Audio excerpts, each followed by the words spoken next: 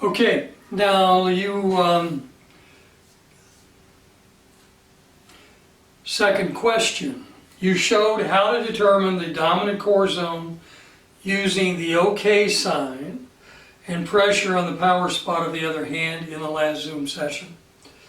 I understand that, and I've done it with 100% success with all of my lessons in the past 2 weeks. There are two parts to my question. You didn't talk about the heel-to-toe balance location and the line of pressure or line of force created by each of the core zones when we determine the dominant core, zone. So what we're going to need now is an alignment stick. I want to show you this. But first of all, let's review. So the OK sign is simply putting pressure on the fingertip. Okay? And you know, again, I have the 3 upper. This is going to put me on the balls of my feet. Mid, which is the first knuckle up. That's going to put me just behind the balls of the feet, forward the center of the arches. And lower, which is going to put me center of the arches. Between the center of the arches and between the mid and the lower. So instead of the OK sign, I'm just going to take a piece of tape and I'm going to put it on it just doesn't have to be index finger, which is where I'm putting it. It does not have to be tight. You want to wrap it all the way around and it goes around the fingernail. You don't want to get into the lower core zone, which is here. Any finger. So what I've done is, now I have the substitute for the OK sign. Okay, so let me put the bar on. And the way you're going to test is you're going to put the bar on. I have notice that this does nothing to it. I add pressure to the red or the upper core anterior zone power spot. I add knee flex and I have nothing. No change. I apply pressure to the mid-core, which is right on that knuckle. Look straight ahead, add knee flex, and I see no change. Your students will likely see change on red or black. Okay, I'll tell you why here in a moment. I apply pressure to the blue mark, which is on the second pad up, add knee flex, and there I am. Okay, which means that I'm a lower core player in the lower core zone. So what I'm going to do now is apply a piece of tape. So let me freeze up my hands to show you what I'm about to show you. I'm going to apply a piece of tape only to that blue spot.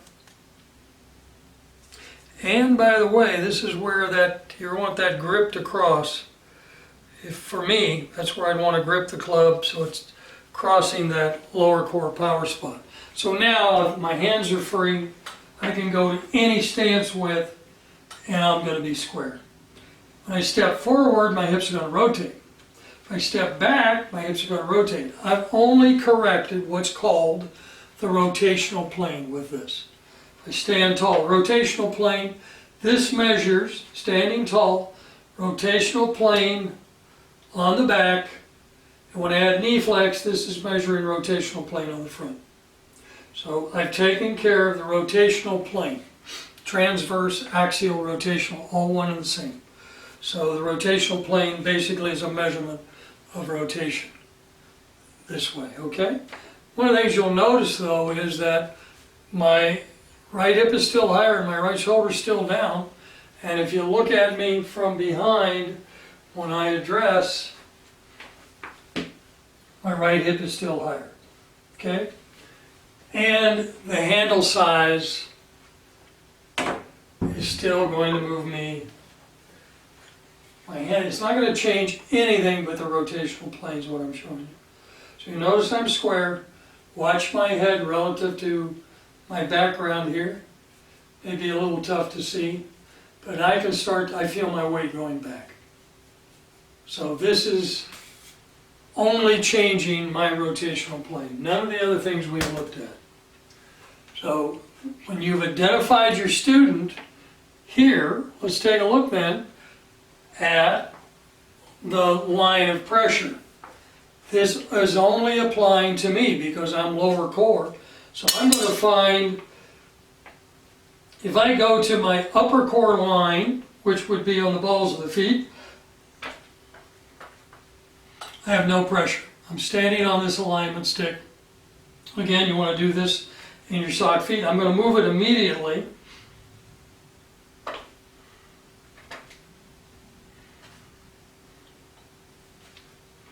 And that feels pretty good. Okay, and if this is correct, it's going to be, I'm going to have 90 degrees, and I do 90 degrees of shoulder rotation in both directions. As a low core player, let's take a look at my grip. Before we do, let's take a look at my carrying angle. And my carrying angle still does not match.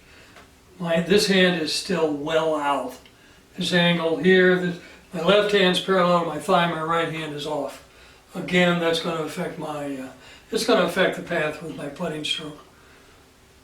Okay, so my line of force, line of pressure, one more time here.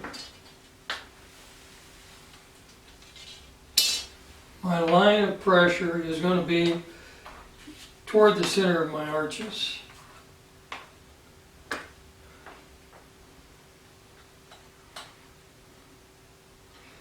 And that's pretty far forward of the center of the arches. I can tell you that my dominant subregion is blue 2. And my carrying angle at blue 2 is only 152. And again, let me show you this again, because what I failed to say is this is an easy way to measure carrying angle.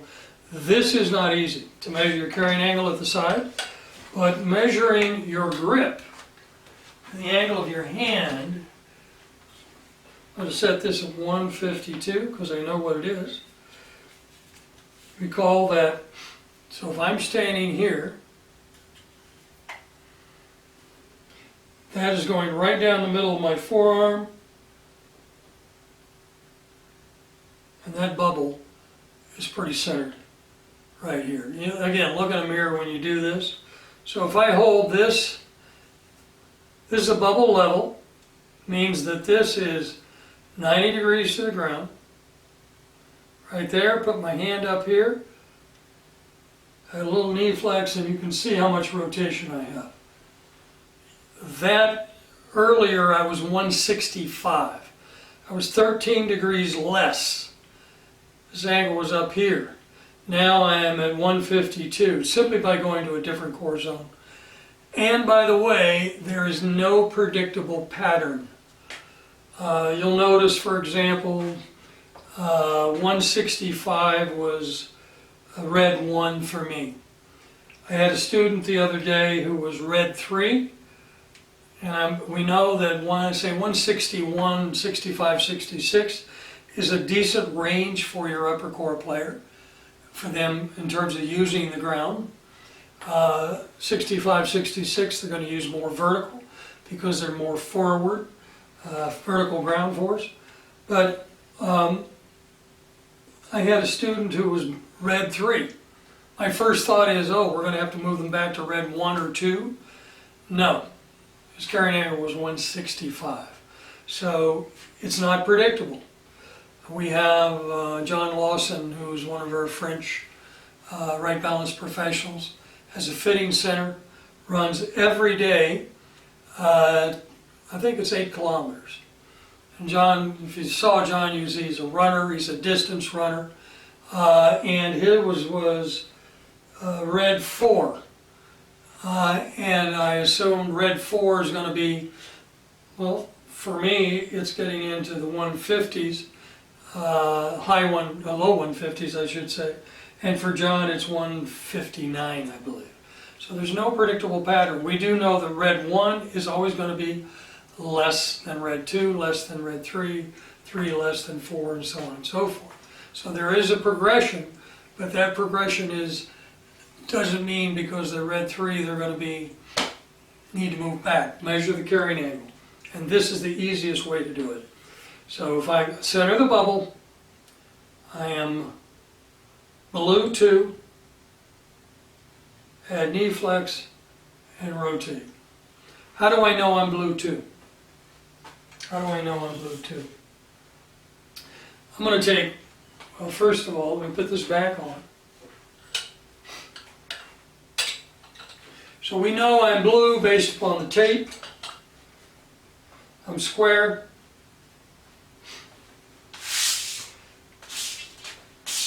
You can find the dominant subregion simply by, I'm going to remove the tape on my fingernail, and in doing so you can see my hips just rotated. So I can find the dominant subregion now with nothing, no tape on.